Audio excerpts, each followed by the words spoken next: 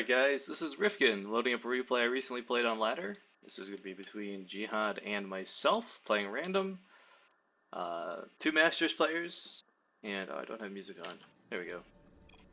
Now, as you can see, the game duration is very short. This isn't a broadcast where I sit there and try and cast it up like I would on a weekend. Today I'm here to show you a build that I learned from casting the Zotac Cup.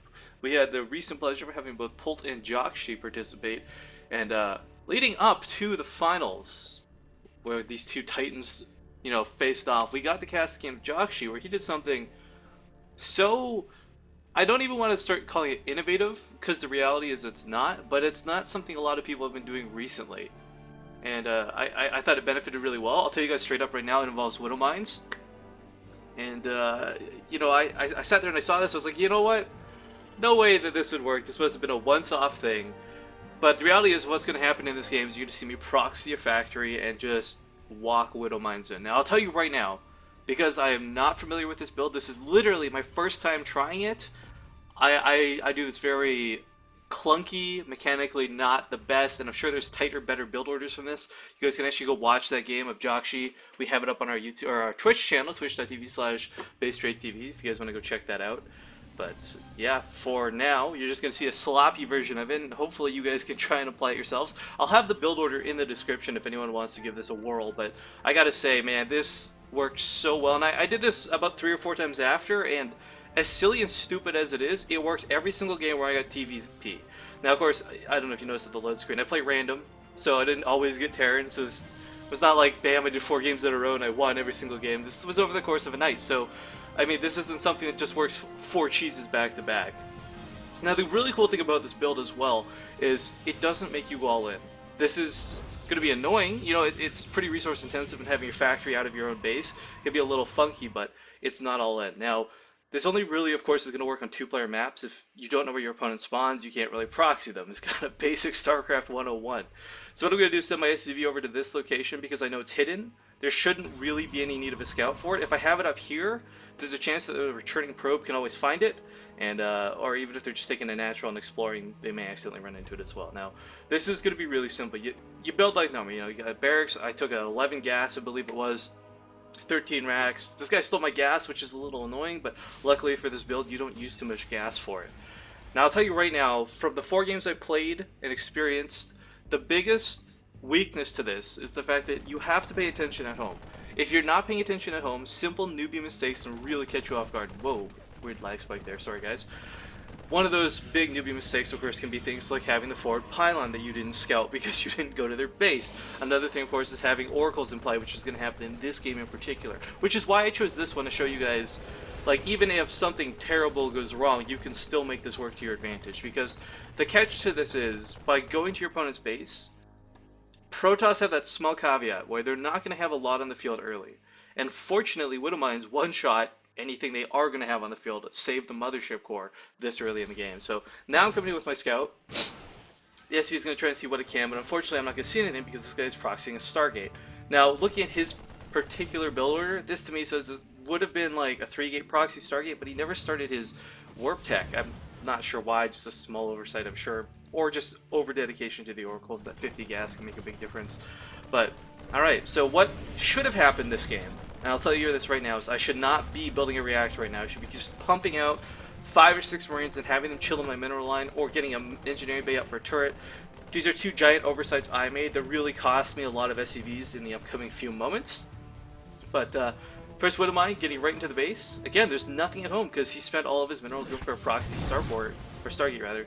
Bam, instantly killing a good 3 workers. Pretty cool, no big deal. But the thing is, the fact that his Stargate's out of his base, and I didn't scout a robo, really says this is going to do a ton of damage because there's no chance for detection anytime soon. Now here I am just building up infrastructure like I normally would. Again, kind of derping because I didn't anticipate Oracle play. Oracle going to be the weapon of choice. Another Widow Mine trying to get into the base, and again, bam! Oh, actually it goes with the Stalker. Either way, you're starting to slowly do damage. Now there's nothing to oppose your Widow Mines. You can reposition them anywhere you want, and because the factory location is so close, you just rally them in very quickly. No, I lose this one because I'm a bit of a fool. And here comes that Oracle. Starts picking off a ton of SCVs and actually chases me off my mineral line. And quite frankly, I don't have enough to deal with this right now. Marines alone won't cut it. I've just got to wait out till it's out of energy. That's all I can do for the time being, as I see happen. Meanwhile, I'm continuing up the damage here in his own main. He's got to get some sort of detection down. He recognizes this, so Forge comes down. But the reality is, this is so far off. You're going to kill so many more probes before this is even viable. Now, of course, this I think this guy caught a little off guard by this build. We still don't see Warp Tech. It's just nearly halfway finished. No extra gateways, just 2 for the time being. Really dedicating himself to this Stargate. He wants to do a ton of damage. Totally understandable. And again, I just... When you get into... Like, my base says, please continue Oracle production. I didn't have anything to really hold this off. But with the Viking coming out, this should shut it down. Now, why would he just leave the game? Let's, oh, shoot. Don't restart the game! I meant to pause it. Let's come here towards the end, folks. This is when it gets nasty. So while that Oracle's going on in my base, while he's busy focused elsewhere, he's thinking like, okay, this is just a Widow Mine, no big deal. This Widow Mine, of course, is still on cooldown. The other one is coming in. And wait for the reaction. Probes realizing, oh, we didn't quite have the damage for it. 10 kills. Bam! Let's watch that again. Slow motion.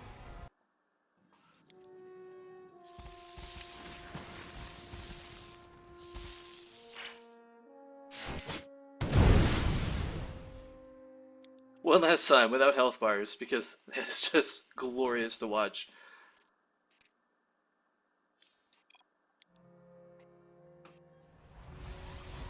Now, of course, guys, let's just watch this real quick.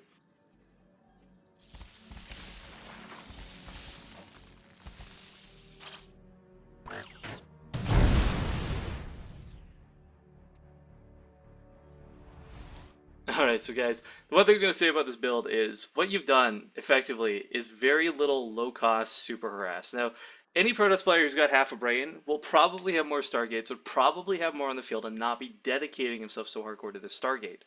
But the Warp Tech, of course, was a little late, as we see here at the end, it's not even finished. What can you do as a Protoss player to hold this off? There's a couple things, actually. One of the big ones, of course, is having a better wall, a better grid structure, if you will. It's not exactly a Forge Fast expand here at the front, but if you got a choke and a Zealot on hold position, I mean, it'll keep the Widow Mine out for the time being, and if you got another Zealot to back it up, there's no way that Widow Mine can push into the base due to the very long cooldown of its attack. And of course, you can always chrono out a second one or a Stalker or whatever you need. You have to keep the Terran player from getting these into your base. Now, if they're going for a drop, it's not going to be proxied like this, and you won't have the same particular situation to worry about. But this is very low cost. This is not all in, and super high reward. So if you're a Terran player, I highly recommend trying this. You'll have a lot of fun with it, if nothing else, because even when it fails, it's still hilarious, just because it's Widow Mine. So thanks for watching, guys. Take care.